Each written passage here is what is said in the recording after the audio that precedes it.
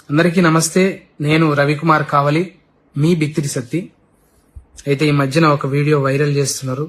So అందులో వాస్తవం ఏం లేదు. నేను ఎప్పటిలాగానే కామెడీ వీడియోస్ చేస్తూ చిన్న చిన్న క్లిప్స్ రీల్స్ లాగా షార్ట్స్ లాగా పెడుతుంటా. అందులో చిన్న స్పెల్లింగ్ మిస్టేక్ అయింది.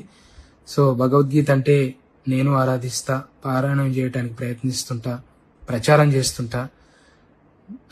నా అభిమానులు, శ్రేయోభిలాషులు, నన్ను ప్రేమించేటోళ్ళు, నా బంధుమిత్రులు నిజంగా అది కించపరిచినట్టు అనిపిస్తే తప్పకుండా క్షమించమని అడుగుతున్నా.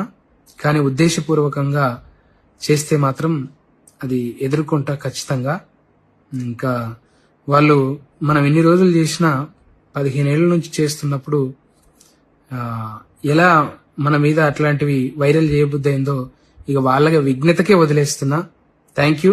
ఎప్పుడూ మిమ్మల్ని నవ్వించడానికి, మిమ్మల్ని హ్యాపీగా ఉంచడానికి నేను వీడియోలు తీస్తుంటాను.